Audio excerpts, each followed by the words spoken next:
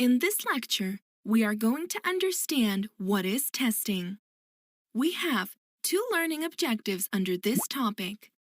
First objective is identify typical objectives of testing, and it is marked as K1.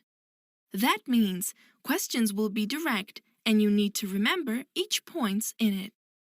Second objective is differentiate testing from debugging. It is marked as K2. That means you need to understand this topic. But before we start with these objectives, we shall understand what is testing. In this syllabus, we need to understand testing in the context of software. That means we will discuss only software testing, not hardware testing or electrical testing.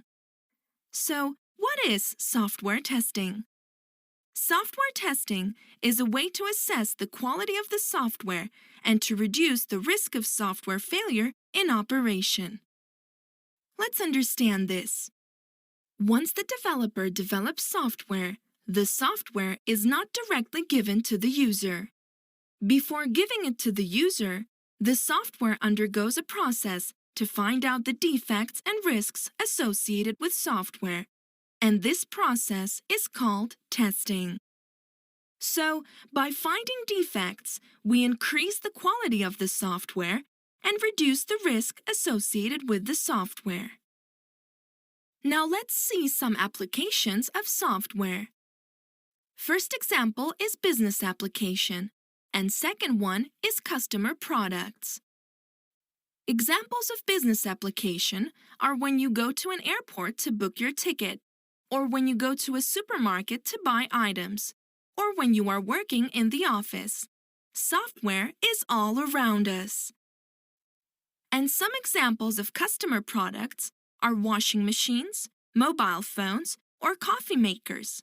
They all contain software within them. What is your expectation from this software? The software will work whenever we use it. To ensure this, testing of software is required. What happens if the software does not work correctly? Such software is called faulty software. And a faulty software can result in loss of money, time, reputation, or in extreme cases, can result in injury or death. Now let's see some real-time examples to understand this. This news was in the market that one particular car company recalled 2,000 of its cars due to an issue with the front passenger airbag. Once such news hits the market, the share value of the company goes down and results in huge loss of money. Once these cars are in the garage, they undergo repair, and at the same time the company has to do damage control. All this takes lots of effort and time. Let's see an example of loss of reputation. In 2014, there was a breach in the security aspect of eBay software.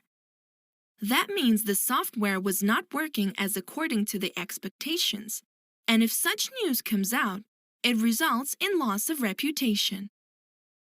Sometimes the defect can also result in injury or death.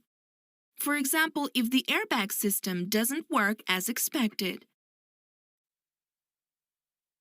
These were the 4 impacts of faulty software: loss of money, time, reputation, and injury or death. Now we will see some of the misconceptions about testing.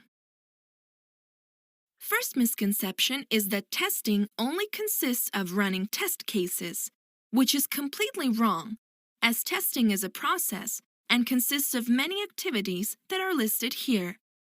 It consists of test planning, test monitoring and control, test analysis, test design, test implementation, test execution, and test completion. We will discuss each of these activities in detail in our future lectures, but for the time being, you need to remember these activities in the same order as listed here. Second misconception is that testing only involves the execution of the component or system being tested. This is also false, as testing consists of both dynamic and static testing. In dynamic testing, a code is executed, whereas in static testing, a code is not executed. We will provide a detailed lecture on this topic.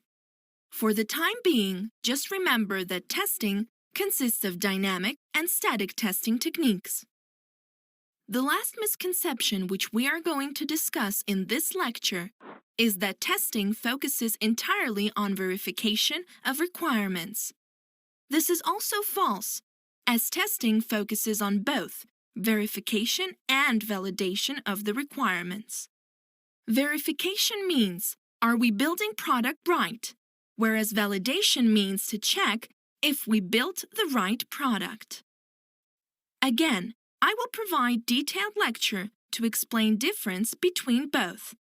As of now, remember testing focuses on verification and validation of the requirements. Before we end this lecture, let's have a look at the important points. Testing is done to assess the quality of the software and to reduce the risk of software failure in operation. Next point is that faulty software can result in loss of money, time, reputation, and injury or death. Testing is a process which consists of different activities such as test planning, test monitoring, test analysis, test design, test implementation, test execution, and test completion.